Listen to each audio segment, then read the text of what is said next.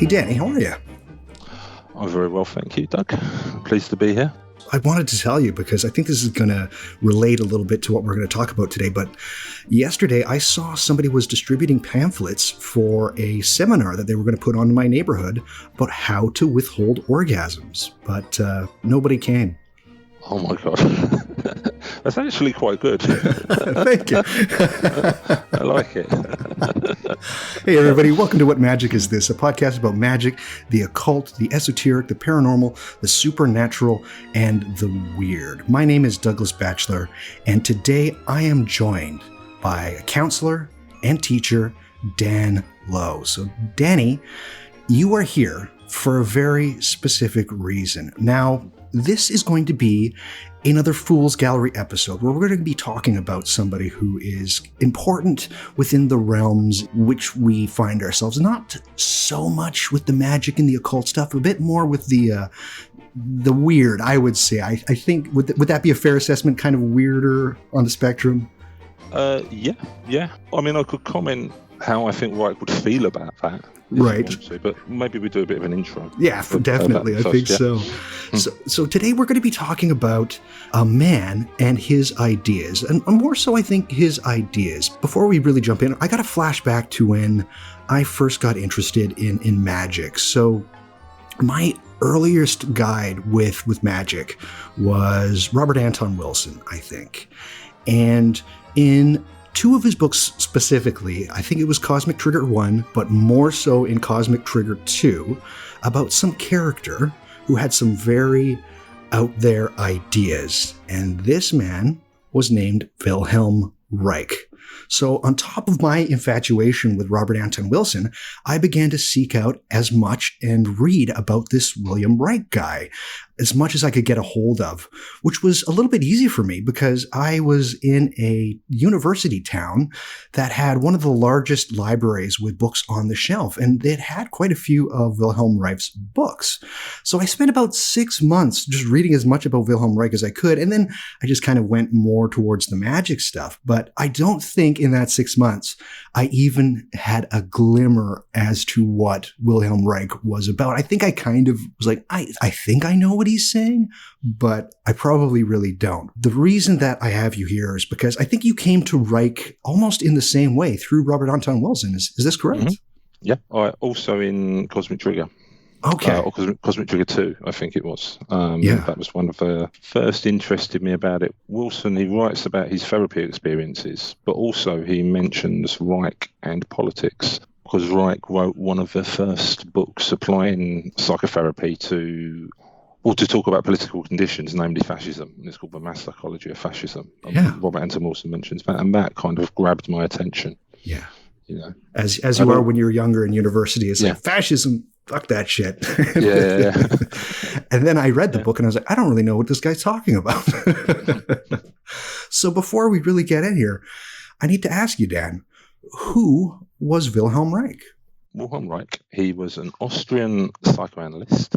He was a student of Freud's when Freud was older, when Freud was about 70 or so towards the end of his life. I think it's fair to say he was the most controversial psychotherapist of the 20th century. Yeah. And he largely, when he left psychotherapy behind and moved into his own kind of what you might call alternative physics, he shares the joint honour of being the only person who had his books, the only person I'm aware of, who had his books burnt by the Nazis and the US government. Yeah. And it was inspiration for a great Kate Bush song as well. That's Wilhelm Reich. Yeah. There's very few people whose life story you will read, and it's like, this man lived at least 6 lives. He was all over the place in Germany, and then up to Scandinavia for a while, and then to the his story is so unbelievably fascinating, and it's compelling. Yeah, I would agree. It's so rich. I mean, one of the things, as we were talking before we started recording, it's going to be hard to get it all in. Yeah. And it's certainly hard when you consider, we'll be talking about his science and trying to get the experiments right and the dates right and everything. I mean, yeah, I think that's it's a tough ask. It is a tough ask to get it all in, but we'll give it a shot. I'm going to say it right here, right now. that this is going to be the best podcast episode about Wilhelm Reich that has ever been recorded. I don't think anybody is going to come close to this episode. That's lofty ambitions. Okay, we'll see what we can do. We'll do what we can do. So let's get a little bit of the story of Wilhelm Reich. Can you tell me a little bit about his childhood and his upbringing? Okay, he was born in a place called Gallica, if I'm pronouncing that right, in the Austro-Hungarian Empire in 1897. His family was non-practicing Jewish family. He grew up on a farm. His family had a small holding with his father Leon and his mother Cecilia, and he was educated at home. He mostly had a personal tutor, and I think growing up on a farm and also having a personal tutor are both important, because when you read some of his later work, he styled himself as a natural scientist, and that's basically someone who looks at nature, right, who goes out and looks at and says, what's the effect of the rain on that leaf or whatever?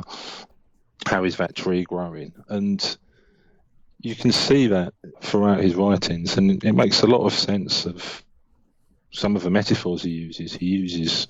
He talks about aspects of the therapeutic process, and he talks about worms and jellyfish. And when you first read this, you're like, what the hell is this guy going on about? But if you understand that kind of natural science background, that makes sense a little.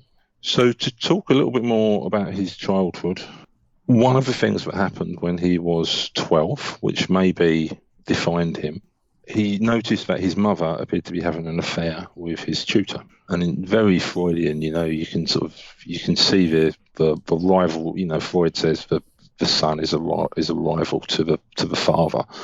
In this case, it's even worse because you've got a third party in there as well, this tutor. So Reich, he told his father about it. The father, by all accounts, was quite a sort of domineering, bullying man. And by all accounts, he attacked the mother, verbally, really, really powerfully, continually criticised her over a period of days or weeks. And she attempted suicide by drinking a household cleaner, I believe. And it took a couple of days, but she died. And then, following that, not immediately, but over the course of a couple of years, Reich's father, depending on which account you read, committed a kind of slow suicide, right, where he was so guilt-racked by what had happened that he did lots of stuff like going fishing on a cold lake for ages and ages, really not taking care of himself. And he eventually died after a couple of years.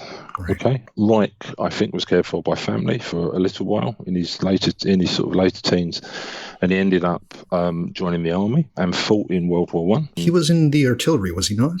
I believe so. Yeah. Yeah. I wanted people to take note of that, because we might circle back to that in a little bit with something else that Reich did. The fact of being a soldier meant that took care of some of the scholarship for his medical fees. And what he did next was he went to Vienna and he enrolled in medical school in 1918, 1919. And then he said at a point eventually he was introduced to psychoanalysis, and he found that much, much more captivating than any of the other medical studies, and he devoted himself to that. And he met Freud in this period, an older Freud, I think in 1919, and strangely he started practicing by 1920 as a psychoanalyst, as a training analyst, but started practicing so young. Psychoanalysis back then wasn't like how it is now. It was very much an emerging profession without its boundaries clearly drawn. And I think one of the reasons for the insights that he had was practicing as such a young man from such a young age, from like his early 20s. He would remain a practicing analyst for the rest of his life. Did Freud like Reich at all, or was it kind of just like, this guy's a bit weird, but I'll put up with him for now? No, he was a star pupil for quite a while. Yeah, he was. They were very close. In the most detailed and comprehensive biography of Reich is a book called Fury on Earth by Myron Sharif, and Sharif says that maybe Reich found a bit of a father figure in Freud in that period of time. Anyway, that's incredible, because we all like to think that it was just Freud and Jung, and then Jung was kind of like the protege, he was the heir apparent. If we were to kind of apply some kind of hierarchy, where would Reich be of rungs to the big man, Freud? Where would Reich be? I think it depends on what you make of his later contribution. Okay. If you look at how he's valued contemporarily, maybe quite low down. Okay. But interestingly enough, his psychoanalytic works are still read. You will encounter them on psychoanalytic training courses, character analysis in particular. Right. I want to, if I could, read a quote. And this is from Reich's Function of the Orgasm, which he wrote in later life, and this is about his early time in kind of medical school. Sure. And he said, the question, what is life, lay behind everything I learnt. It became clear that the mechanistic concept of life, which dominated our study of medicine at the time, was unsatisfactory. There was no denying the principle of a creative power governing life, only it was not satisfactory as long as it was not tangible, as long as it could not be described or practically handled. For rightly, this was considered the supreme goal of natural science. And the important phrase there is a creative power, right, which for Reich would come to be something quite concrete. Right. And where he began to drift apart from Freud was he was basically asking, Freud would write about libido, which for anybody who doesn't know the word just means kind of your sexual drives. And Reich was like, what drives libido? He was looking to make it concrete, and he did that by looking for an energy in people. Okay. And that was to kind of be the dominating factor in all of his work, really. Was it one of those things where I saw it very plainly put that for Freud, sex was a big thing, but it wasn't entirely everything. But to Reich, it's all sex. Or is that overly simplified? That's a hard question, because it grows to be something other than sex. I'm going to, can I read another quote? He said, okay, I'll just read the quote. In reality, I've made only one single discovery, the function of orgiastic plasma pulsation. It represents the coastal stretch from which everything else develops. And he likens that to being like Columbus and finding the coastal edge of America and hoping that everybody else is going to fill out this continent. And people might be going, well, what the hell is he talking about? Orgiastic plasma pulsation. Yeah. What he meant is the idea that the body and biology and the living pulsates. Anyone can see me moving my hand now. I'm making a sort of fist type shape and then letting my fingers out. Right. Mike said that was something fundamental about life. It kind of pulsates. Yeah. It moves in and out. And this is where his work gets hard to talk about, because later he would use this as a unifying principle throughout his work. And he would say, for instance, the unifying thing about biology is that living matter pulsates. Right. Your lungs pulsate. Yeah. Your heart obviously pulsates. He would say all of our cells pulsate. Most importantly for him, we pulsate when we have an orgasm. Right. So when you have sex, that's a pulsatory kind of process. And that's why his first book is called The Function of the Orgasm. It's not his first book, actually, but that's why The Function of the Orgasm, that's probably his most widely read book, but that's what he means. He means it's a process of charge and discharge. Got it. Basically. And the first articulations of this theory, not as fully developed as I've just presented it, but the first articulations of that, when he put them in a German language version of The Function of the Orgasm and presented it to Freud was like, no, maybe not. Apparently he looked at the book and said, that thick? Ooh. Meaning maybe Reich was putting everything on his one hobby horse, I think Freud described it. And that's really the essential point, I think, that you need to understand Reich. But that's where he began to drift apart from Freud. Cool. Was there like an actual break with Freud that occurred, or was it just kind of like one of those things where Reich was on his own thing and then Freud was just like, I got no time for this anymore? There wasn't a formal split between the two of them, but it played out over the years in the subsequent years, in the sort of 20s and 30s, in the with expulsions from the international psychoanalytical associations. And there are various different international bodies, and he was expelled from some, and he wasn't expelled, and some are changing the rules and all that. And it's all quite complicated. Yeah. But people can read up on it if they really... Yeah. The formal break came really from him being pushed away from the psychoanalytic associations. But it wasn't just the sex. No. It was also the politics. Right. That did that. Well, what about the Sex-pol movement? He was involved from, as you can imagine, as a sort of young man in Europe at that time, sort of the sort of post-Weimar Republic in Germany. It was very tumultuous. Okay. And he became a communist. And one incident that maybe best sort of illustrates his kind of, I guess, his emotional and political trajectory. He describes seeing a load of soldiers open fire on rioting, a combination of workers and communists. And he describes the kind of robotic and mechanical quality of the soldiers. There's another instance he talks about where, after a confrontation with fascists in Austria somewhere, the crowd is kind of at fever pitch of the left wing. They're waiting for direction. They're waiting for agitation. Mass street fighting could break out at any second, and they gather for this huge rally. And the communist leader at the time comes on and starts to talk about economics, right, and completely deadens the mood. Reich noted these kind of things, and he had a sense of, like, with a psychoanalyst eye, kind of observing the emotional dynamics of politics, if you see what I mean. And later, he moved to Berlin and didn't leave Berlin till, I think, 1933. So he was able to observe the emotional mood in Germany at the time around the rise of Nazism and mass psychology of fascism, which we mentioned earlier. That is about his understanding of kind of libidinal dynamics underlying fascism. How the rallies, the uniforms, the torchlight, how that was kind of building and whipping up this sort of semi-sexual excitement with people. Yeah. And he kind of articulated that.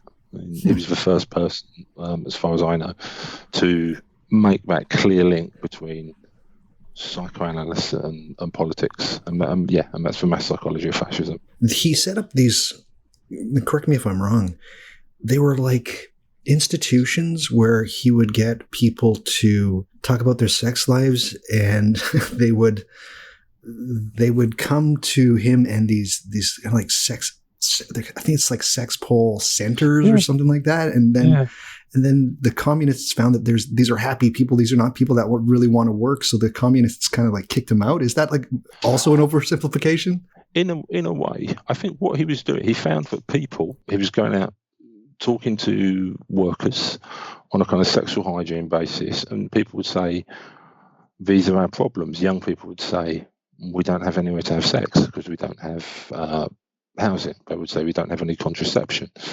They would say we don't know anything about sexual disease. We don't know anything about abortion, pregnancy, etc., etc. So he was doing these, he called them sexual hygiene clinics. Okay. And they were kind of open clinics where people would come, and he found there was like this tremendous interest in this huge interest. And so he was going out in the 30s, and this is after relocating to Berlin, in working class districts of Berlin, and talking to people en masse about their sexual problems and getting a huge audience. And so naturally, you can see that as a sort of, almost like a sort of popular psychoanalysis in a way. I mean, it's not individual psychoanalysis, but it's trying to get in touch with people's emotional needs en masse. And he would later say think of this as really naive.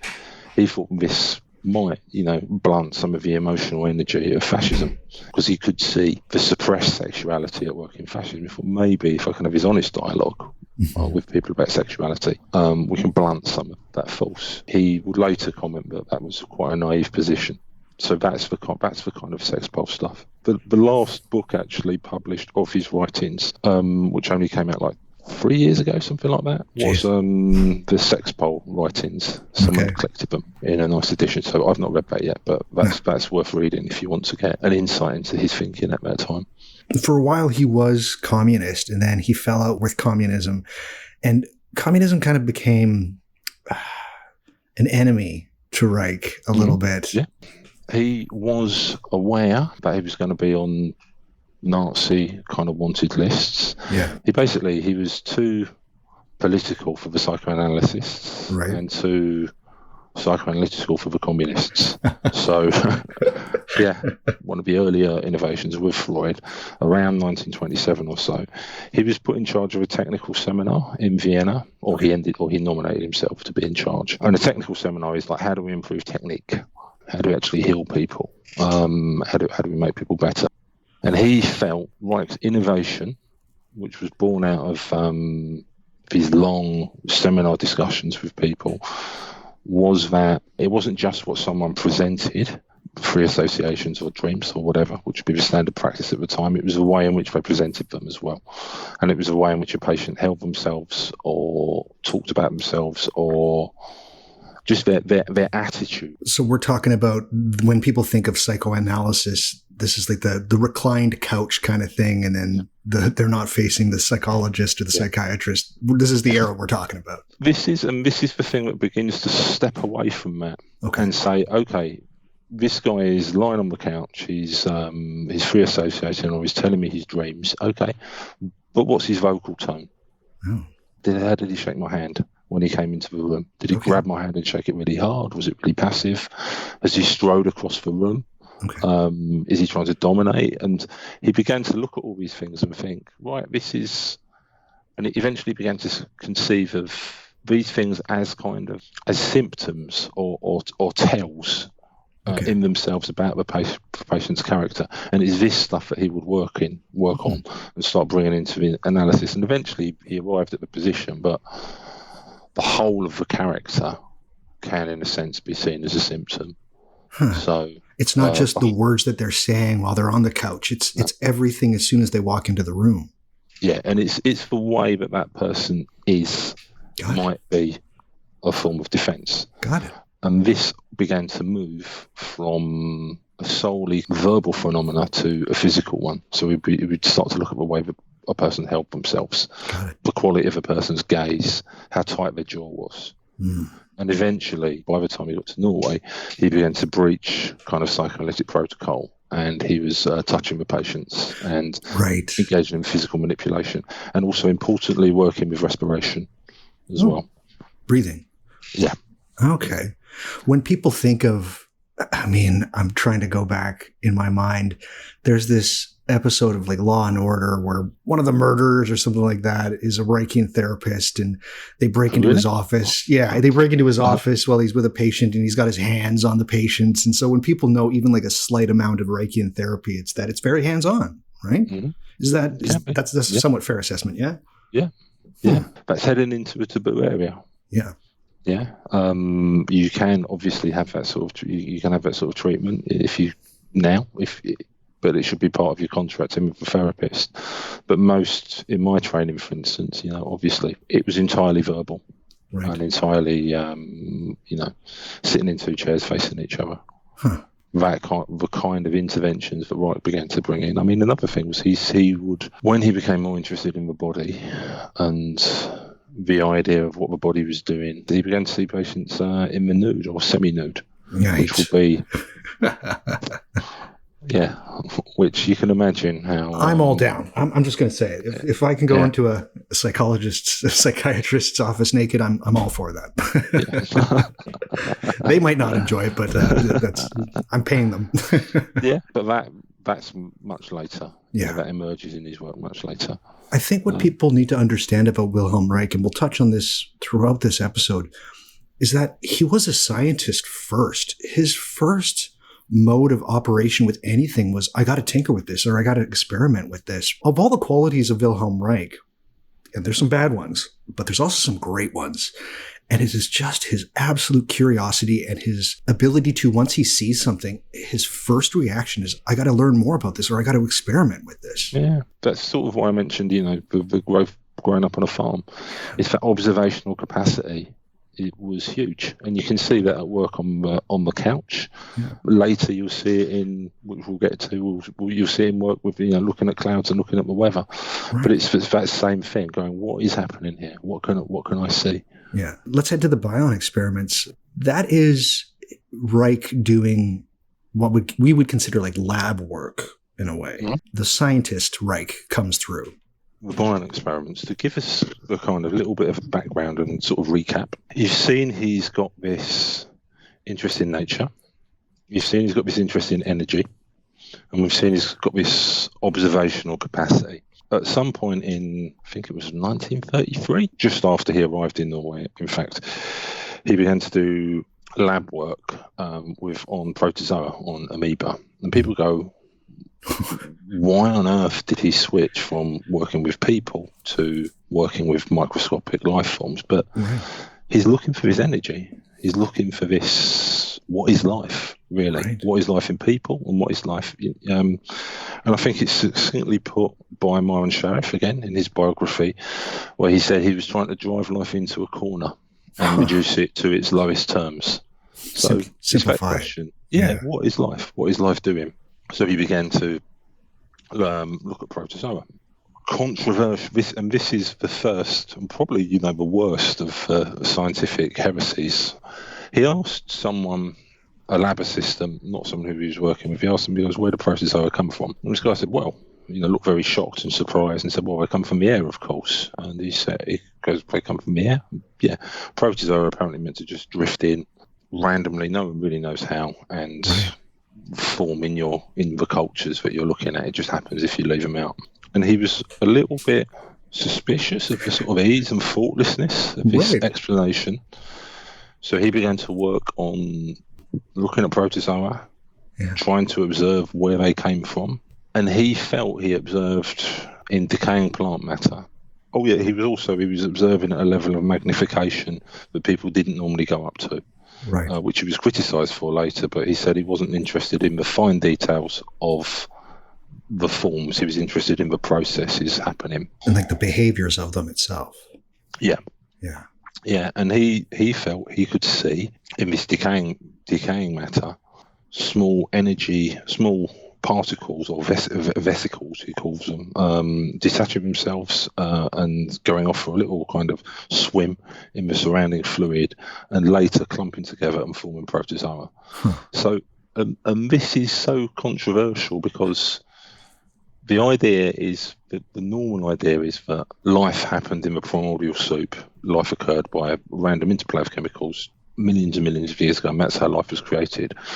Like you're saying, actually, life begets life, and it's a phenomenon called spontaneous generation, and it's one of the outlawed byways of science. It's good. There's a whole history there which I don't know well enough to cover, but there's a whole heretics history of spontaneous generation, and like I said, my microscopic experimentation is showing me spontaneous generation is happening. And in a way, this is, I think, more controversial than his later claims about energy. Yeah, it's related, but it's more controversial because he's saying the origin of life is different from what people think it is. This got out into the press, and a press campaign began against him in Norway with rival biologists. Jim Strick has covered it in this book, which is Wilhelm Reich, biologist,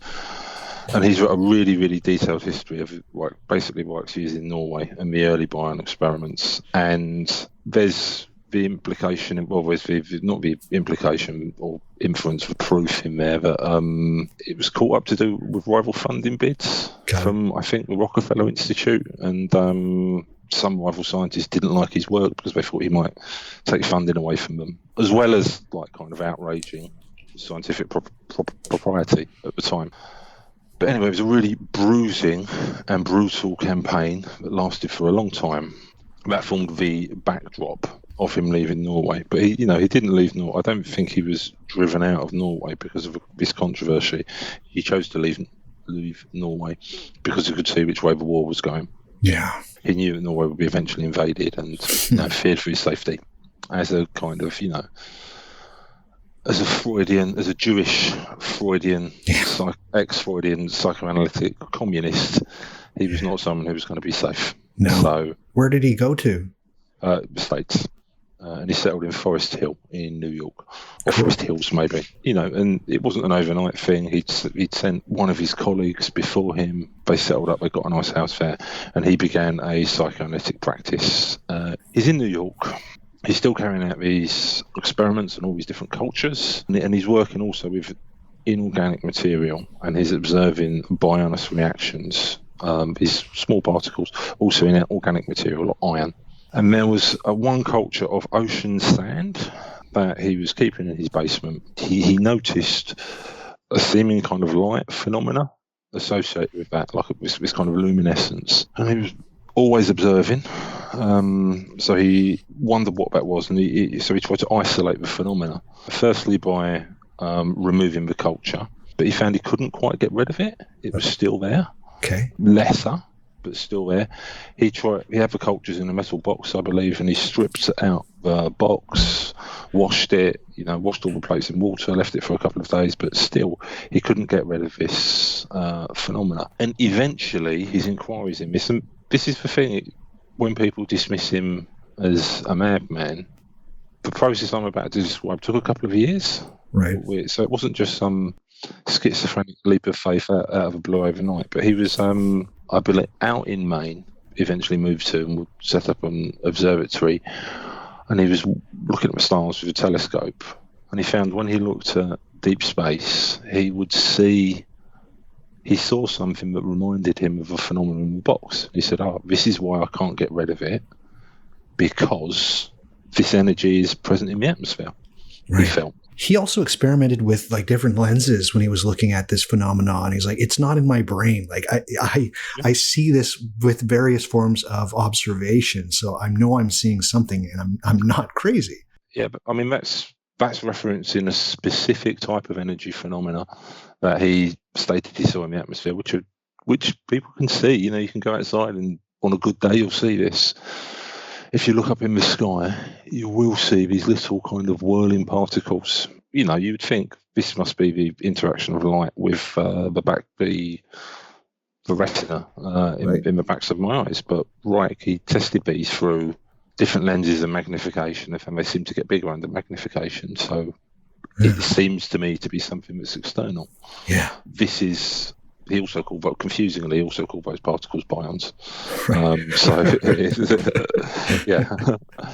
He's moved from a stage of psychoanalyst. He's still funding himself as a psychoanalyst, right? But he's really interested in what is this energy and in interrogating that, and that would characterize the rest of his work. What is this energy? Well, he eventually called it Orgone, and he found by studying it appeared to be attracted to different things and repelled by different things. It was attracted by metal, where it will build up and repel, and it was also attracted to electrical insulators, where there wouldn't be the same build-up and repel. So eventually he built boxes of alternating layers of sheet metal and electrical insulators, and this could lead to a condensation of orgone inside the box. That's his famous orgone accumulator. Right. And it's a simple, non-mechanical device that has alternating layers of sheet metal and electrical insulators. And he felt you could accumulate this energy that he'd seen inside this box. Yeah. A lot of people make a big deal out of the Orgone accumulators, and you can never see pictures of people, with the door open and they're sitting in the Orgone accumulators. He also at some point reached out to Einstein, did he not? He did. What happened there? Well, apparently it was very positive at first. Yeah, he wrote to Einstein. He had an audience with Einstein. He went and met Einstein. He showed Einstein one of his experiments, which I think was an experiment with an electroscope. And Einstein was like, "Wow, you're really onto something. If this works." Reich goes away feeling incredibly delighted, happy. Because another thing throughout his life is this push and pull of knowing that he will never be accepted, and the desire for institutional approval. Yeah. And he thinks, well, if Einstein's got my back, I'm there. One of Einstein's assistants repeated the experiment, found an alternative explanation, and Einstein said, well, maybe that became a bit lukewarm. Yeah. Wasn't going to co-sign all of Reich's work.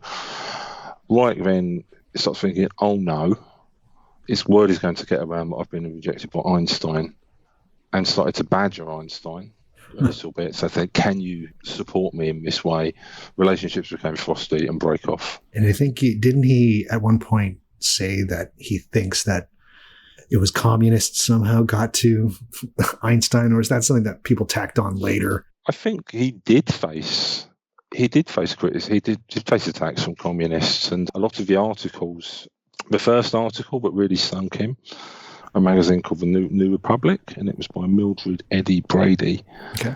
And she was a member of the American Communist Party, and I believe she was someone that Reich knew from back in Vienna, where she'd been a communist. And so I think the ideas that there was a communist plot against him were kind of not without foundation. Mm-hmm. Because for the same reason he didn't like fascism, he saw the emotional tone of a lot of Stalinism.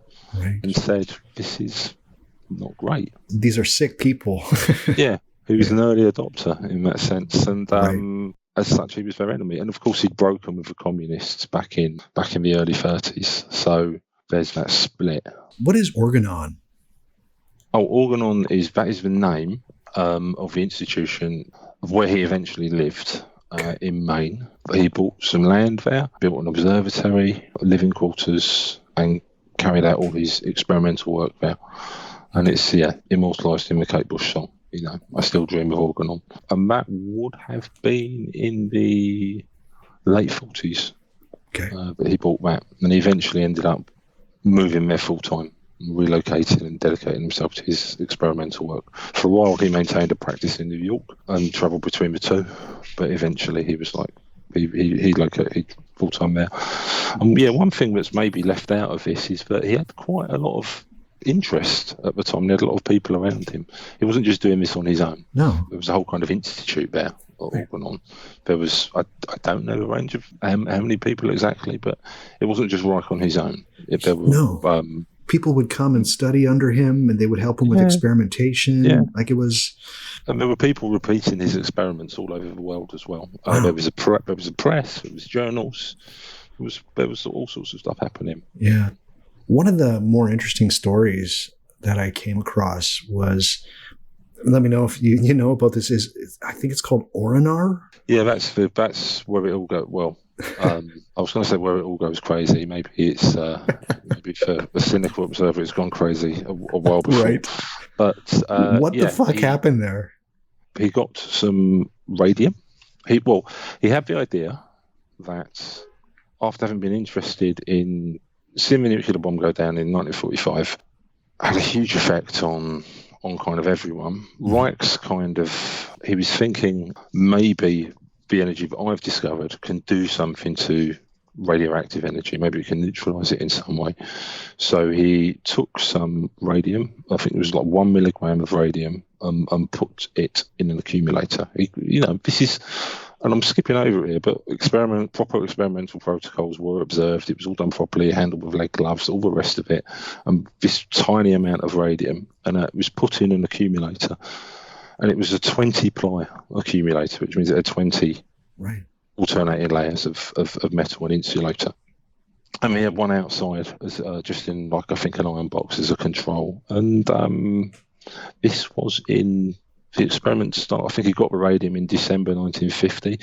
So this is early 1951. And it basically caused a massively, massively powerful reaction that contaminated the whole area beyond the scope you would expect from that scale of radiation. I mean, Myron Sharif, who I've mentioned, he writes in that he was present at the time, and he writes about experiencing an attack of everybody there experienced nausea, conjunctivitis, a feeling of malaise, it felt incredibly dangerous. And Eva Reich, Reich's daughter, was knocked unconscious by whatever happened. I think she might have put her head near to the Orgone accumulator. She stuck her head in there?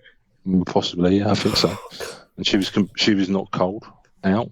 Everybody was ill for ages. It was Reich had a heart attack later that year. After it affected him negatively later than everybody else, but it had a massive effect, basically. And this again is one of the things, like, if it's nothing, why does 1 milligram of radiation have a huge effect on this whole community of people if it's nothing? If this is all Reich's hallucination, I think something happened. People talked about this. These people were actually really ill. Like, it had massive effects. Like, it's not just something that Reich wrote about later. These people write about being there and being incredibly ill. Yeah. They tried to clean it out, but even removing the radium didn't seem to be the source of it. It was the space in which they had done this work that became that was contaminated in this way. And if it, an Orgonon was at the time semi evacuated. Jeez. Some other strange stuff that we have to talk about, at least with Reich's life story, are a couple of things that people really hone in on, and that is this idea of cloudbusting and UFOs. So what are your understandings of Wilhelm Reich and cloudbusting first? Okay, well, it came out of the Oranur experiment. Okay. He was looking for a way to kind of decontaminate. One of the observations was that Orgone is attracted to water. So he figured that maybe using tubes like a lightning rod and somehow connecting them to water. I mean, I'm not clear on exactly how this works, but he used tubes, connected them, and directed. Actually, I'm slightly mistaken. This was clouds he was observing that he called DOR clouds. DOR standing for deadly orgone. Deadly orgone radiation. Yeah, he observed these quite strange, malignant clouds that he assumed were a side effect of the Oranur experiment, and he was trying to sort of clean the atmosphere, basically. And he connected these pipes to a large body of water, and that was what he proceeded to do.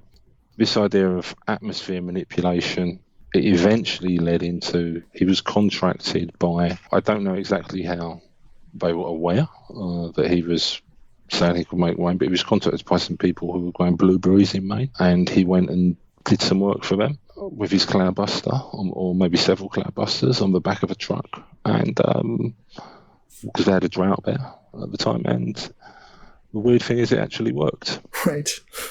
Yeah.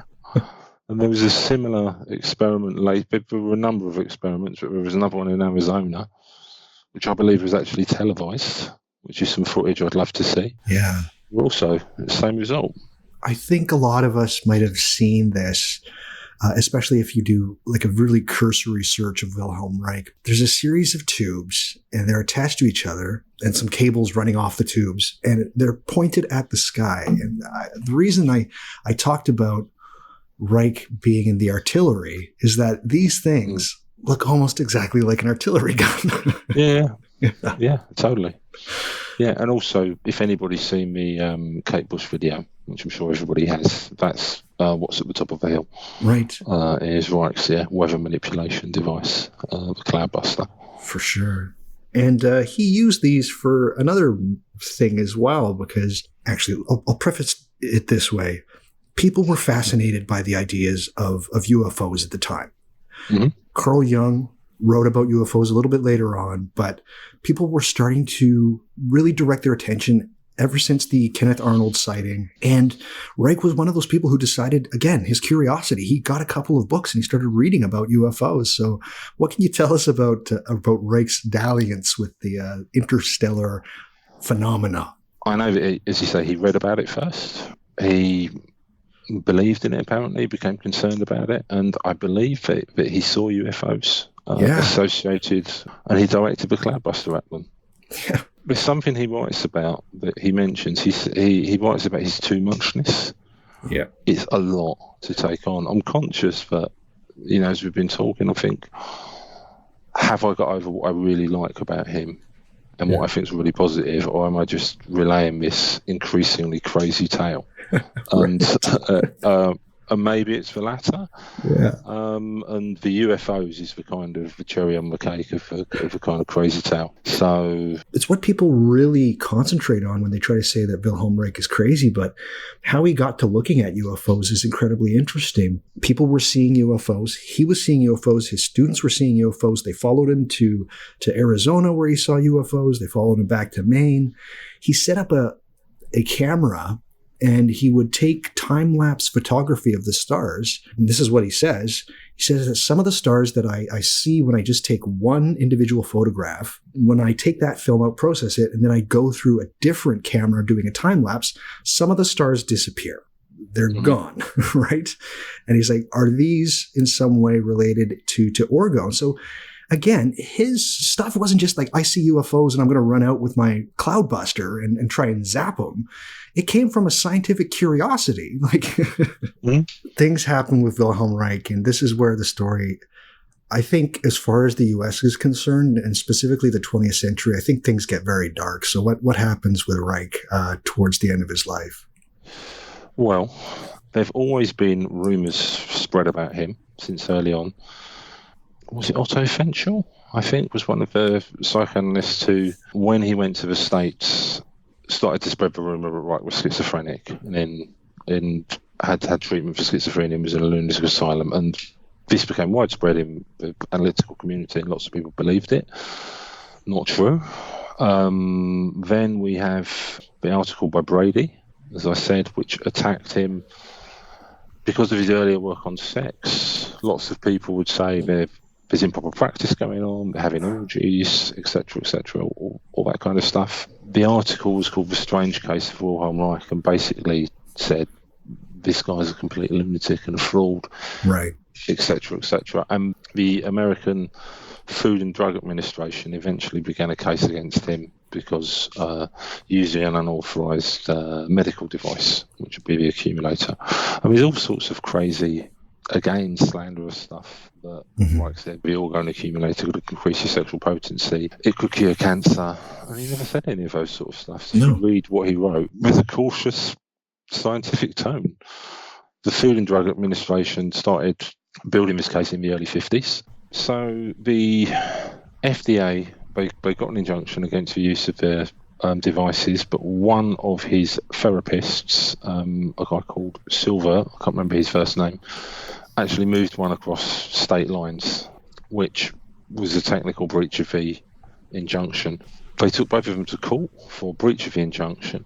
However, again, this is one of the things where it gets really complex. Reich refused to turn up and accept the jurisdiction of the court because, and you can totally understand his thinking here, he says, you don't have a right to say in a court if a natural scientific fact is true or right. That can't be decided in the courtroom, right. Which is a legitimate position. Yeah. However, they didn't like this. Courts don't take kindly to that sort of thing, and so he was charged with contempt of court, and he was jailed. And after a tumultuous life with lots of extraordinary, strange work, he died in prison after 9 months inside. Yeah. He wasn't in there for life. He was in there for 2 years or something like that. 2 years, yeah. 2 years and 9 months. His heart gives out. And he even said that if I get sent to prison, I'm going to die there. Right? Yeah. Well, if you think of the idea of him, one of the things he's into is pulsation and movement, and this sort of, he calls the process by which one stops the movement of energy in oneself. He calls it armoring. What's prison but the stopping of free movement? So, sadly, he died in prison. And a truck came and picked up all of his research materials, or just some of the books from certain libraries, and they chucked it in an incinerator in New York. What happened with his book burning? The judgment stated that anything that promoted Orgone, I think the injunction had said they weren't allowed to distribute it. Right. And then the judgment said it should all be burnt. And so they grabbed everything that had Orgone written on it, had to surrender it from the publishers. I think it was FBI agents were involved at this stage, and they just grabbed all of the other books as well, even things like character analysis. But it's a psychoanalytic book. It has nothing to do with. Doesn't really mention Orgone. His book's about fascism too. Yeah, everything. Yeah. And they chucked them all in the truck, and they were incinerated in New York. The Nazis took delight in burning his books in Germany, and the U.S. took delight in burning his books in the U.S. Mm-hmm. It's just an incredible. Wow. Yeah. One knock-on side-on effect of that, though. One of the reasons they're actually easy to get now is Maurice Strauss of Farrar, Straus and Gyro who's the publisher, was so outraged by this. He had some contact with Reich Estate, and arranged to keep them all in print afterwards. So you can still get most of them. Yeah. But there may have been some journals and the smaller print run publications that have been lost forever. Right. Presumably there were copies of it in the archives. Yeah. But gone. Yeah. Unbelievable. So, Danny, with the life story of Wilhelm Reich out of the way, before we get into some of Reich's ideas, or more in depth in some of his ideas, what is very important for people to understand about Wilhelm Reich himself? Yeah, I don't know if we've managed to get this over clearly. I hope we have, but the kind of creative, restless genius of the guy. I mean, if you read his writings, the observation and the thinking is really something. If you read it, it's like, wow. And it might be a bit alien at first because you're not used to it. Nope. That creative capacity for understanding and trying to make something new, and also that idea, I would say what's really important is that idea of pulsation as a unifying phenomena across life. Just that idea of it's in sex, it's in the movement of the organs, the pumping of the blood, and the way we interact with each other. And what he even had his own epistemology. He called it a common functioning principle. Okay. And what he would look for is the energetic movement in any given system. What's that thing doing energetically in any living system? And that was what his science is kind of based on, looking at this kind of unity of function and pulsation across different living systems. Right. Which is why it's such anathema to conventional science, which is specialization. He's looking for commonality. Right. What is vegetotherapy? Because we've kind of touched on it, but we haven't used that word. But vegetotherapy, and why is it important to understand Reich's work? He dropped the word eventually, and he said because it's a German word, and it's to do with the vegetative nervous system. It means working on the nervous system, and he drops it and he said, because it reminds people of the word vegetables. So you're much better saying orgone therapy, right? Character analytic therapy, if it's more psychoanalytic rooted, or Reichian therapy gets commonly used, right? But it means a therapy that's working physically and is about. If it was pure Reichian therapy, and the therapy I experienced wasn't pure Reichian therapy, is working at the idea of re-establishing pulsation in the body. Yeah. If you can see, and that might sound a bit strange for people, I guess. So if you just think about depth of breathing and respiration, would a therapy that works on your breathing aid and bring about changes? If you think about it, it's working with those kind of things in the body.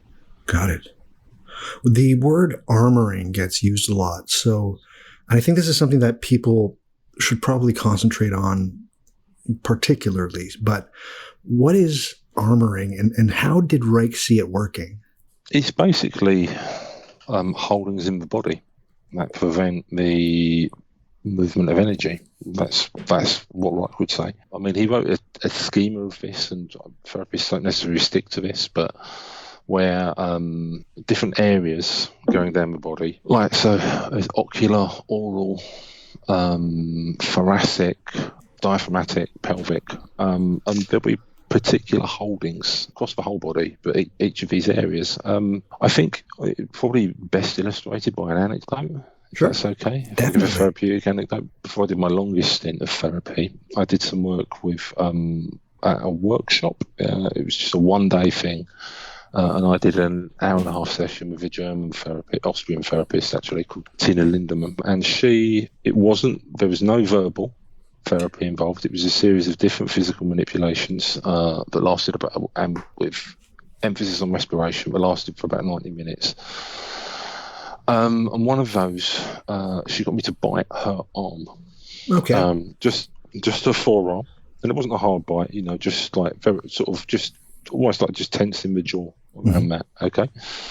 And I finished this session, people were watching, and they sort of filed out the room, and I was left on my own for a bit. And I thought, well, first of all, not much has anything happened there. And then I stood up, and I felt, and this is a translation from the somatic sensation into words, but I felt it. It was a somatic thing. I felt I don't have to defend anymore. Okay. And I felt, in a good way, like I felt I don't have to defend. The need to defend is gone, and that was associated with my jaw. With your jaw. And it was like what I'd been doing. An example of my arm ring was pushing the jaw out in a defensive way. Probably in a way that it might have just been a very, very. I imagine it was not something someone could see, but something that was an entirely subliminal tension that was gone.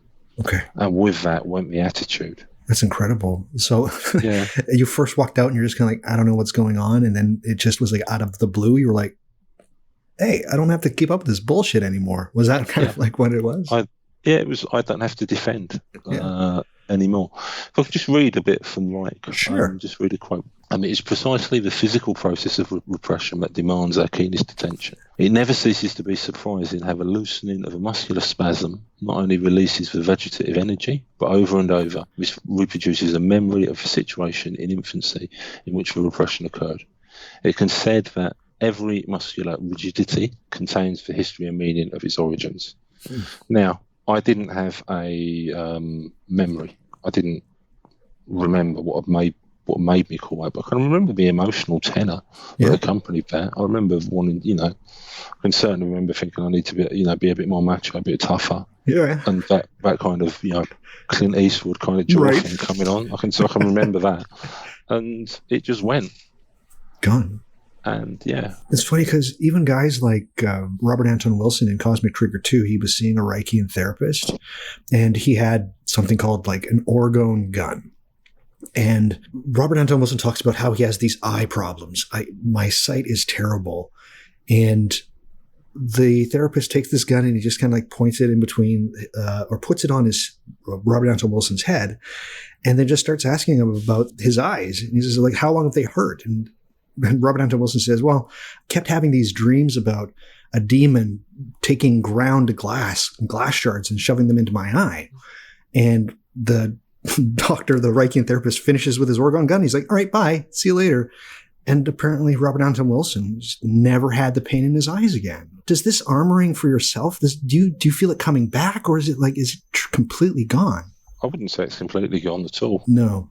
Well, just on the eye thing, one of the experiences I had doing bodywork therapies was doing a therapy session, and I remember going into town afterwards and being in a bookshop, unsurprisingly, and thinking, oh, my vision is wider. I noticed that my vision had broadened out. I felt like I could see more. So, kind of letterbox cinema format. Mm-hmm. It felt like all of a sudden I'd gone from a square screen to letterbox. Very cool. Yeah. How does something like, you have done a pretty good job of defining Orgone earlier, but how does something like Orgone, I hate to say the word work, but in as simplest terms as you can, what is the big deal about Orgone? How did it become Wilhelm Reich's sole legacy, and what he was known for the rest of time, and what he will probably be known for entirely? How does one simplify the importance of Orgone to Wilhelm Reich? I don't know if I would agree that it's his sole legacy. No. Because Character analysis is still read in psychoanalytic training. They think that's an important book. But apparently, I've heard they tell you not to read the last third, because that's where he talks about all kinds of, like, read the first 2/3, ignore the last bit. Okay. Mass psychology of fascism. I've heard that cited recently, talking about Trump. Yeah, he's still someone that people are fascinated with his history as well, precisely because it's so controversial. It's all over the place too. It's interesting. Yeah. It reads like it's just, he was all over the place. I think it's important to think about it. What I would say it's important is to think about it is to relate it back to yourself, and to relate it back to a person, and to say, or to looking at people, particularly babies, and say, what are they doing with their energy? That's one thing we haven't touched on. Really like children and kids, and presumably, if his ideas have any validity, he said the armouring process happens from infancy onwards. As we get socialised, there's a series of frustrations of what we might experience naturally, and that's what leads to armouring. And to give you an example, he was close with the educator A.S. Neal, the school is still there, Summerhill. It's in Leiston in Suffolk. It's a very free environment with no fear, no compulsion, etc., etc. And Neil said when some of his students went home for their holidays, they would come back with flat bellies. He'd noticed they were holding themselves physically differently. And if you think about what makes you hold your belly and your gut, it's fear. It's the tightening of breath. So they've gone from an environment where they were relaxed to a more fearful one, and they tense up more. So the way I would think about Orgone is to think about how is energy expressed or repressed within one's own organism. Right. Yeah, and what happened, and also, if you get into therapy or something, what can you do to change that? Yeah. What is it like if I breathe more deeply, or more free, or not even more deep, more freely? What happens? Have I got tensions preventing me from doing that? Right. And also, this goes into sex as well. Is sex an energetic process or not for any individual? When is it gratifying? Is it gratifying? According to Reich, it should be more gratifying the more of an energetic process that it is. And I would say I've found these ideas to have validity, with me. Tell us about, why do you find Reich so interesting, and what you've said that there's quite a few of his ideas, particularly before we turned the microphone on, but what grabbed you about Reich, and why are you still in Reichsville, if you will? Well, one of the things, I think we said this when we were chatting prior, one of the things with Reich is that there's so much in his life, but I think people come away with a different Reich. Everybody who studies him comes away with a different Reich. The Reich I've come away with, I'm very interested in the therapy, and I'm also interested in the kind of sociological mass psychology work. I think that's to look at any given mass movement and to sort of say what's going on here. Yeah. What's the emotional tone? What's being expressed emotionally? What's been inhibited? I think is really, really a useful way of understanding the world. So I think that is a great tool. I think the therapy is astonishing, and embodied therapies have come more in vogue in recent years, and Reich is like the OG. So why not go back to the source? Incredible. And also, the life story is amazing. It's difficult to, God knows what it was like to live, because it's hard enough to follow as a layperson to keep up with his too muchness. But that's also an interesting process, Yeah. Where do I want to bail is a worthwhile question asking when you read him. What does it tell me about me? I'm always quite shocked, and I don't want to have a full-on discussion about it, but the stuff that I find incredibly fascinating, and I think a lot of people do as well, is the cloudbusting and the UFO stuff. You sent me, very kindly, a book from an author, Peter Jones. The UFO and cloudbusting stuff, it's not even in that book. Like it's completely ignored. I think the people that take Reich very seriously and really want his ideas to be promulgated, there's aspects of Reich that they're just like, that's off limits. Like, I'm not even going to look at that. Like they'll acknowledge it, but they'll just steer clear of it. I don't think that's totally true. No. With Peter's stuff in his book, I've been with him and we've looked at the atmosphere. You know, it's something he's interested in. Right. He just hasn't ended up writing about it in depth. Right. And it's a big book as well. If you go through it, you will find reference to atmospheric stuff, I'm sure.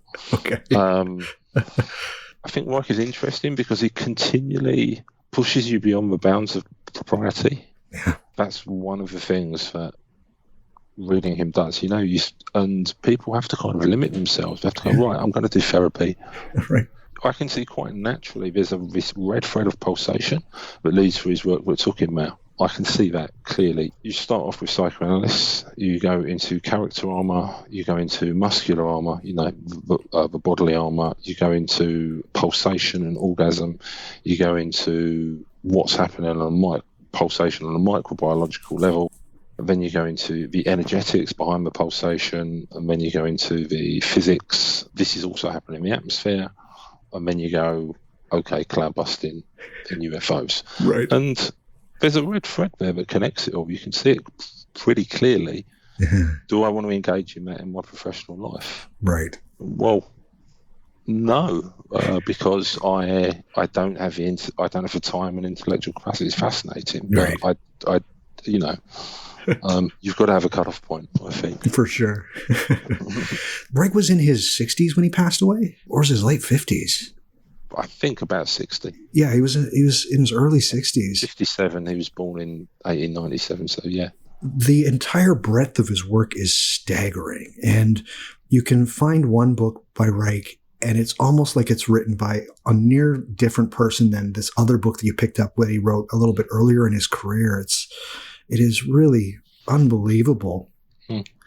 Dan, some people would be like, well, why do you have Wilhelm Reich on your show? Your show's about magic and the occult. You actually said that in some way, Reich's ideas and Reich's way of working has helped you in some way with some of the more stranger aspects of the occult or magic. Can you go into this a little bit? What does the occult mean?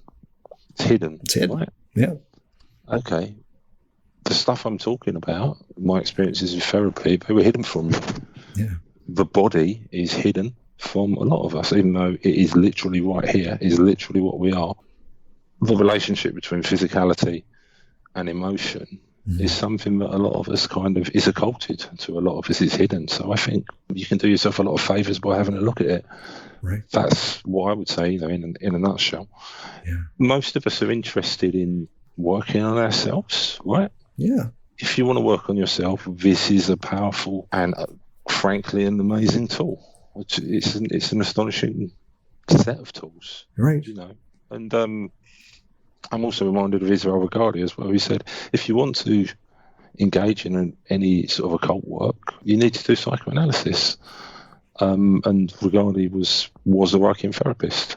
Yeah. So still curious about how exactly he trained Israel Regardie. Really curious about that because I don't think even though they occupied the same time frame, I don't think they had any direct contact. So I'm curious, how did he train? But that's another tangent. And if you are interested in working on yourself, you have a tool here in the form of your body that's is literally right there. Why not work with it? Right. Get some stuff right on home plate first before you try to head to first, second, or third base. That's a North American baseball reference, but exactly. Yeah. Yeah. No, it's incredible stuff. The and also the capacity to engage with your emotional life. Yeah. Yeah. I mean, I cry more. I know because of therapy, and that's healthy. Yeah. And so much kind of occult discourse or stuff can be just fucking escape. Right. You know, it's just like it's getting away from problems. It's not dealing with them. So no, I want to go bother some demons. Yeah. Like maybe perhaps you should concentrate a little bit on yourself a bit more and just pay attention to your breathing. You sent me a couple of weeks ago a short little blurb on basically how to do some Reich-like exercises. And I did do some of them. It's fascinating because really want to call it meditation, or perhaps it is, but it's done with the eyes open. I think that this is something that people could really look into and get from, because it's incredibly fascinating stuff. I would agree. Yeah. I think you're doing yourself a disservice if you don't engage with what is really there. And that's first and foremost is your body. Right. This is maybe a bit of a side tangent. Have you seen the horrible there was a murder in the UK, an occult related murder? No. This guy has it's fucking horrible. I was just reading about it yesterday. This prick he killed 2 women as alleged demonic pact. There's Solomonic seals all over the evidence. Really? And he was a participant in EA Cotting's forum. Okay. Yeah. Okay. Yeah. No, I never heard of this. It's just broke here in the UK, so it's going to take. I thought about posting it on the forum, but I thought, fucking hell, do people really want to read this horrible shit? This guy is like, he's the really pathetic. He signed a pact with Lucifer's Rockfall, or however it's called, and he said, I'm going to kill 6 women every 6 months. And he killed these 2 women, sisters, and got nicked for it, and he's going down for a long time. Guy's 18. One really, truly pathetic part of it was he bought a load of lottery tickets as part of it, because Lucifer's going to pay him off. No, didn't happen. No. But the other part of it was he wanted a girl in his school to fall in love with him. Right. And I thought, dude, maybe if you'd done something with your fucking emotional life first. Yeah. Figure that out. Yeah, you might be in a better place. And less destructive to other people's lives who have literally nothing to do with you. Exactly. Jesus. Ay. Yeah. And it comes down to sex. So much stuff comes down to sex. Yeah. If this guy had been, if he'd been able to form healthy relationships. Right. Yeah. Actually have an energetic, orgastic exchange with another human being, then I don't think he would have done the shit that he did. This kind of bumps up against the episode of Sex Magic that I did, because a lot of people, and I'm sure you can attest to this, a lot of people think that they can do this spell to get this person to fall in love with you. Try to work on yourself first. Literally, try to get yourself right in some way. And yes, psychotherapy helps, but also just doing breathing exercises and just regular exercise. I'm just going to say it. You actually literally feel better. There is a corporeal spirituality that I think a lot of people negate when they start working within magic or the occult, that is as powerful but more than that, downright beneficial. Yeah. Well, you'll hear no disagreement from me on that one. It's it's the best stuff. Yeah. For me. Also, I will say, when I was doing therapy every week in, week out, it became, in a sense, a little bit like a top-up. But I have never felt so healthy, and I don't mean fit and strong. I mean emotionally healthy and robust. Mm-hmm. I began to get to I can't really explain this. I don't know if I can put it into words, but I began to get to places that I didn't know were possible in terms of how I felt. Yeah. Feeling fundamentally so good and so all right with myself and everything. It was just I was like, oh right, this is what life is supposed to be like. Very good. Yeah.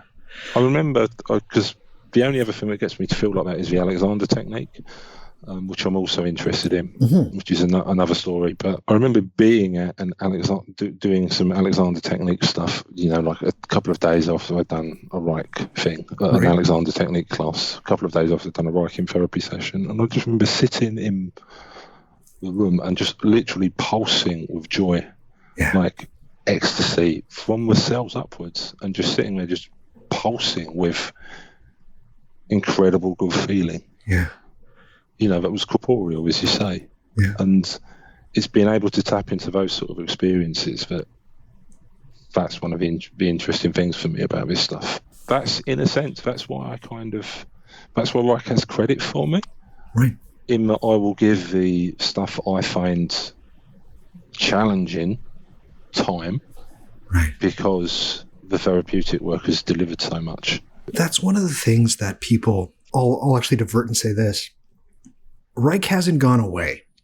People are still looking into his stuff. And from people that engage Reich with an open mind, particularly his idea of body work, breath work, and this kind of stuff, the changes that they feel and the experiences are so extreme that it's just like, well, I guess this is going to be a part of my life for the rest of my life. And this, I keep hearing testimonials from people that are just like, this is it. There is something here, which is really strange because the amount of obloquy that gets directed at Wilhelm Reich and his work, going through other people's accounts of talking about Wilhelm Reich or even scientists, it's incredibly, I'm going to say downright sarcastic and mean-spirited, the stuff that gets thrown at him. Why do you think that he is such an easy target, Dan?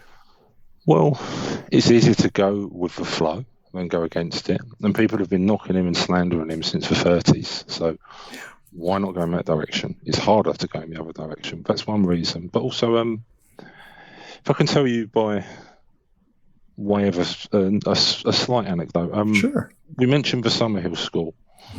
Summerhill School, it's a free school. It's in Suffolk. It's not free to attend. You know, it's a paid school, but the idea of the structure of the school is free. Yeah. I visited it because there was a close relationship between ASNL and Reich. I went there a couple of years ago. And students don't have to attend the lessons. They choose to attend the lessons or not. They're very much in charge of their learning. They have a vote on the school council every week. Cool. No, sorry, they vote in school meetings, and meetings are 3 times a week, and the meetings set the rules. So any child, 5 years old to 16, is on an equal democratic footing with staff. Nice.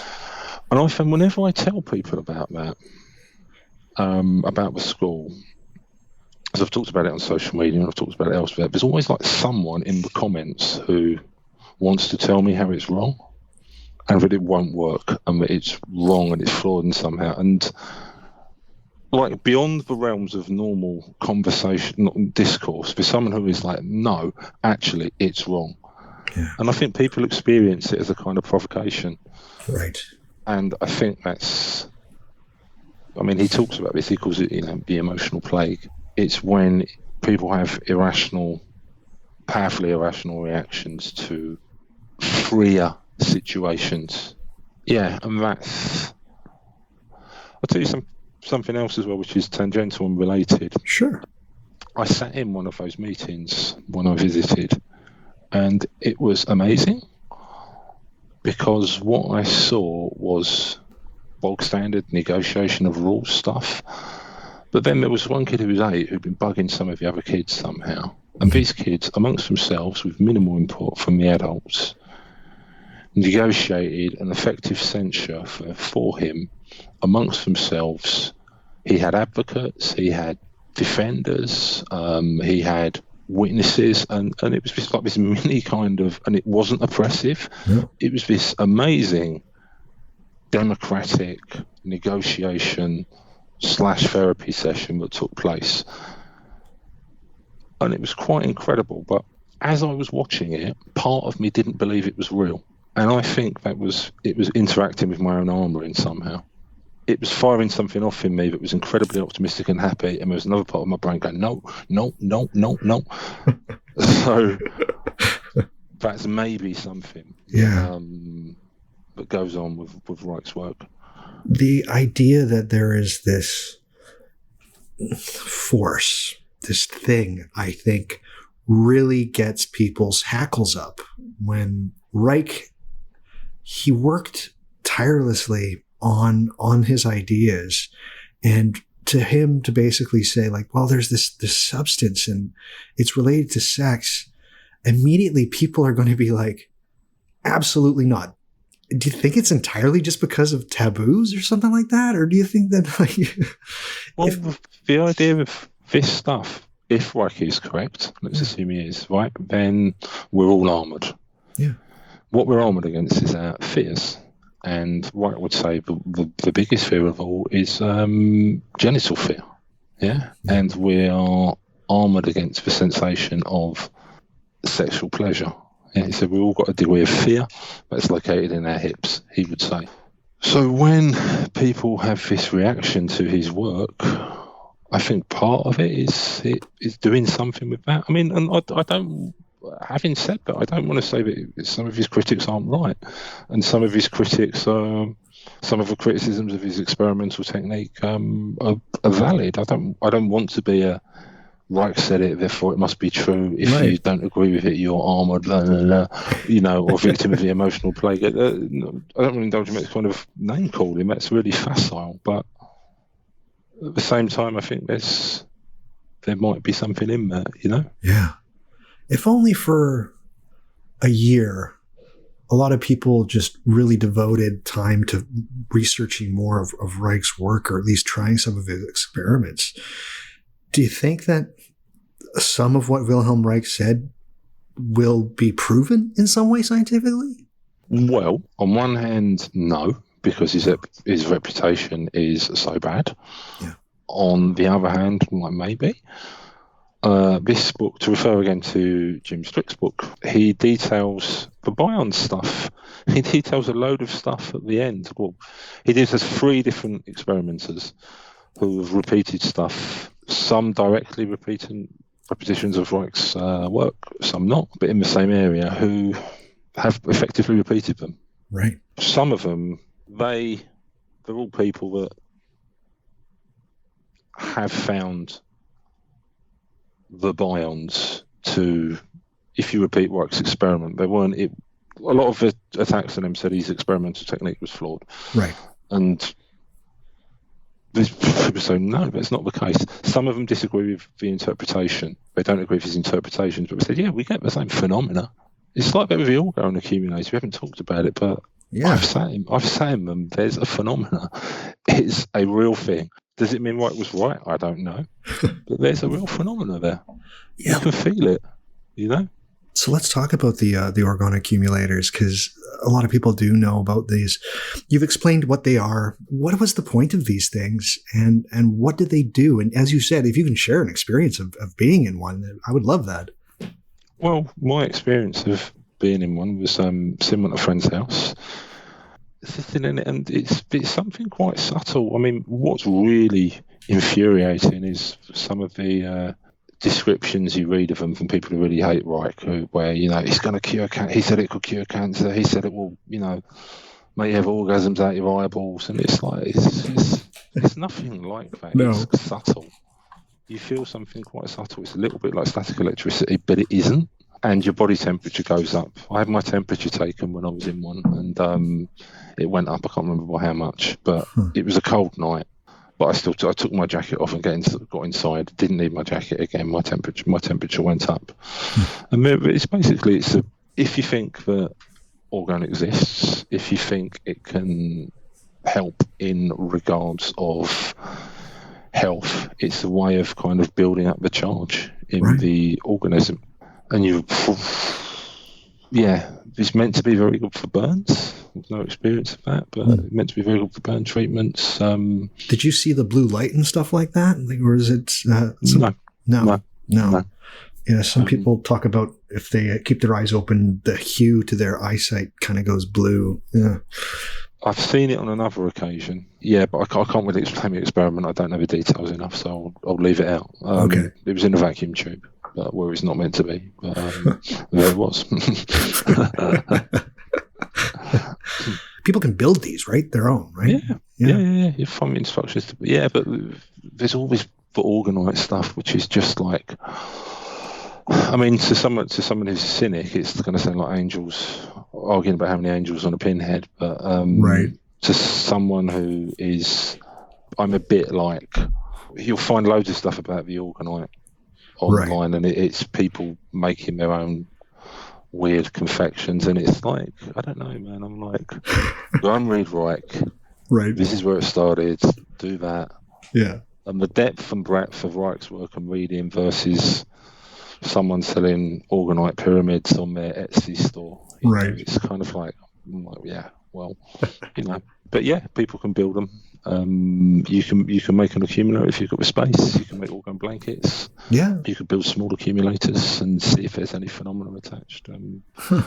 One famous experiment, which I should have done, but I never have, which is bad form for me, is a seed germination one, where you have seeds germinating in an accumulator, and you have like a control. And you'll probably be able to find photos of this online.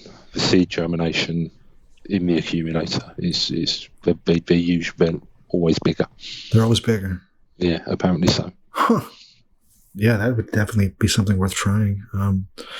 So with all of this in mind, how would you say is the best way of somebody who's interested in these ideas to begin to engage with Wilhelm Reich? You just grab a bunch of his books and start reading? How would you, if you were to prescribe something to get in contact with Reich the right way, what would you say?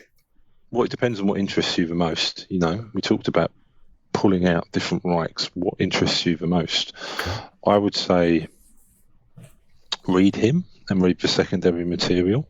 Probably I'd say read Listen Little Man is the shortest. Yeah, if you just want Reich having a bit of a rant about everything. Yeah. Function of the orgasm, if you want to have a little bit of a bit of a deeper read. See if any of that relates to your own life in any way. Take some notes. The way you breathe, your body, how you feel emotionally. Just observe your own body, I would say. There's a good book, Emotional Armoring, by Morton Herskovitz. He was Reich's oldest living student. I think he died recently. But it's a very good book. Very true to Reich. I mean, a few bits of it by modern counselling standards will be quite yikes. Really? Only, and well, there's some comments in there about an overweight guy who's one of his people, and it's like, you shouldn't really say that, Morton. Different time. Yeah, I would say have a read of that. I know we talked about the Jack Willis book. That's I can send you a link actually to a couple of threads, people discussing doing those exercises, which I think that's worthwhile. Okay. I would say go and see a therapist if you can afford it rather than do that, but not everybody's going to be able to afford it, and not everybody's going to be close to a Reichian therapist. Yeah, and if you've got the appetite for it, do some little experiments. Right. Build an accumulator. Make a blanket. I'd have to dig through the books to find out where. Even do some observation of the sky. And just have a look if you're in the right place geographically. Right. And I'm in the middle of London, so I don't think it'll be set up great. a cloudbuster on the balcony. Thing is, if they work, I wouldn't want to set one up. Right. Because, like the article I've seen you've put in the show notes, James DeMayo's, it's like a lot could go wrong. Yeah. Yeah. Dan, give us maybe a very short little exercise that people can try on their own to just maybe get like a little glimpse of what Reich was on about. Okay, do this lying on your back if you like. Take a deep, just lie there and notice your breathing for a couple of breaths. What are you doing with your breathing? How deep is it? How shallow is it? What's happening? Deliberately deepen the in-breath and then let the breath just fall out, kind of surrender. Mm-hmm. And do that maybe 3 times and see how it feels. Maybe 5 times, maybe 10 times, and see what's the difference in sort of feeling. Right. Do you feel anything energetic? Does anything happen? Don't push yourself to do too much too quickly, I would say, but just what's it like if you experiment with your breathing in that way? Yeah. And there's usually like a sense of elation. I know I felt it. It was just like from the thing you sent me earlier, it's like, oh yeah, I've got to look at this a little bit more. Yeah. Well, imagine doing that for like an hour with a therapist telling you where to go. Yeah. That's then you're cooking with gas. Definitely. So we're coming to the end here, Dan. What has Wilhelm Reich's ideas added to your life? Has it enriched your life? Oh yeah. It's shown me, the therapy in particular has shown me what's possible, I think. Yeah. Like how potentially good you can feel as an embodied human. I'm like, oh, right, that's possible. I didn't know that. Yeah. I've been playing around on this lower ledge, and there's space above. I didn't realise, I mean, there's that. It changed the way I had relationships. Okay. So, yeah, I don't know if I would have my daughter without engaging in therapy. I mean, that's not necessarily Reichian as such. That's therapeutic stuff as well. Yeah, I'd say those would be the main things for me. Right. Those would be them. It's just such a fascinating and amazing body of work that I'd be happy if one person picks up a book on the back of listening to this podcast, rather. Yeah. And people can always get in touch with me if they'd like to discuss things more. I do, I do work as a therapist in London, though my practice is very nascent at the moment. For sure. What do you think Reich's legacy will be? I find it hard to say because, on one hand, he's been so comprehensively slandered and reviled that it's hard to imagine something coming back from that. But if you read biographies of him, he was a bouncer backer. He was someone who did bounce back. What I imagine is that there will be a few coincidental experiments which happen to just prove things of his, and people will go, "Oh, right, yeah, well, we didn't know about that." And like with these couple of microbiology experiments I mentioned, it was just like, oh yeah, same stuff. Oh, he turns out he wasn't mad. All those people in the 30s in Norway saying he was mad. Oh, they were wrong, but that's one thing I'd say is going on. And I could imagine that happening in other areas. He's definitely left a legacy in psychotherapy circles. People think he's crazy, but there's still a legacy there. I'm not sure. No. One of the things that has happened, he specified that his archive at Orgonon was closed for 50 years after his death. So they reopened in 2008. So that's 13 years ago. And Jim Strick's book, what I was talking about, is based on digging into that archive. Yeah. So there is the potential there for someone to do a lot of work there, like a comprehensive. And, you could imagine, Moran Sharif's book is like 600 pages long and flawed but great. There's the potential there for someone to go back to those archives and really do something super interesting. It might be happening already, I don't know. But then again, the actual community of people who get him, because it is hard to get this stuff, it is hard to get an understanding, it's quite tiny. Yeah. So who can say? It'll be interesting for sure. For myself, towards the beginning of this episode, you mentioned that everybody has their own Wilhelm Reich. I mentioned I had about a 6-month dalliance with Wilhelm Reich. I didn't build any Orgone accumulators or anything like that. I wanted to build an Orgone blanket, but in preparation for this episode, I went back and I tried to read as much about Wilhelm Reich as possible within a certain allotted period of time. And everybody does have their own Wilhelm Reich. For me, I always go to the person, and Wilhelm Reich was an incredibly admirable man. His curiosity is the kind of thing that is so courageous that it's quite unbelievable. And his impulse, as soon as he had a question, was to experiment, which is something that I think all of us need to really take from Wilhelm Reich. There's some other very obvious personality traits that he had. I don't think he was schizophrenic. I do think that he was a highly paranoid individual as well. And he did a lot of do as I say, not as I do stuff, particularly with his relationships with lovers. If people want to really look into that, and there's some biographies of him that I'm not a huge fan of, but people really cotton on to that. Yeah, he was not a great man in regards to how he treated other people. For some, he was a really great teacher, but each and every one of us has their own version of Wilhelm Reich. And for myself, I try to look at the one who is just that thing that made me start this podcast, which is curious, unbelievably curious. And I love the guy for that. And that's why, I wish I kind of hung in there more before going back after being like, just keep reading Robert Anton Wilson. I wish I'd a little bit more interest in Wilhelm Reich and stuck with it, because I don't think I was understanding what I was reading. But I love Wilhelm Reich. He's an incredibly fascinating character. He has an unbelievable life story, just absolutely insane and tragic what happened to him. Yeah. But that's my Wilhelm Reich, a somewhat flawed individual, but with a curiosity unmatched of almost any figure I can think of in the 20th century. Yeah. Yeah. I agreed completely. Yeah. Have we missed anything, Danny? Is there some kind of point that you want to make about Wilhelm Reich before we log off? I don't want to launch another point because we could be here again for another hour. One of the things that really interests me and comes through when you read his writings is his passion for babies and kids and child rearing. It's a bit much to get into, but if anybody is interested, I would recommend they read his Children of the Future, which is basically, the subtitle is On the Prevention of Sexual Pathology. It's about, how do we kind of head off damage at the pass and rear less, rear happier people. So that's a nice aspiration. Head to the young ones, right? Help them first. Yeah. Mm-hmm. That's beautiful. Exactly. Yeah. Danny, what's next for you? What do you got coming up?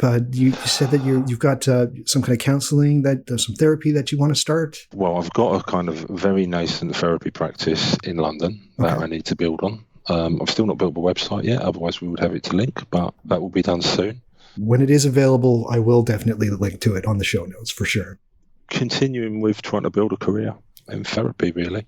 That's about it, which is, not limited to, but definitely inspired by Reich. I can't really call myself a Reichian therapist at the moment because that isn't what my practice consists of, but it may do at some time in the future. For sure. Wonderful. Yeah. Dan, thank you so much for sharing all of your knowledge of Reich. And I share your aspiration that if just one person picks up a book on Wilhelm Reich and decides to really meet Reich on his own terms, I think that we have what could be called a success. But if I get 100 people that do the same, I wouldn't mind that either, because he really deserves some time. Not just from his life story, but at least some of the things and some of his ideas. They are worthy. That's the thing. I'll say that again. They are worthy of not just contemplation, but experimentation. Exactly. Fantastic. I will have links as well as a way to reach out to Danny should you want to ask any questions about Wilhelm Reich or what Danny gets up to in the show notes at whatmagicisthis.com. Also there's going to be plenty of really interesting resources if you want to dive a little bit deeper into the work of Wilhelm Reich.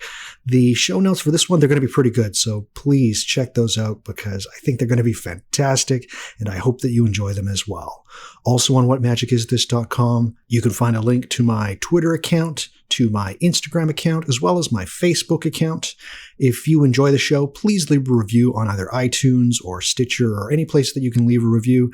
I know there's the whole star clicky thing, 1 to 5 stars. That's all well and good, and it is appreciated if you do that. What would be more appreciated is if you could write a couple of words about the show and how much you enjoy it. People do read the reviews of podcasts, so if you write a couple of things about me, nothing too long, well, you can write a novel on there if you really want to, but if you want to put in less than a paragraph just about how much you enjoy the show, that would be so super, and I would be eternally grateful if you could do that. Also, if you enjoy the show, why don't you tell a friend how much you enjoy it, and maybe tell them, hey, you should check this out. And they might do that, and I might have a new fan.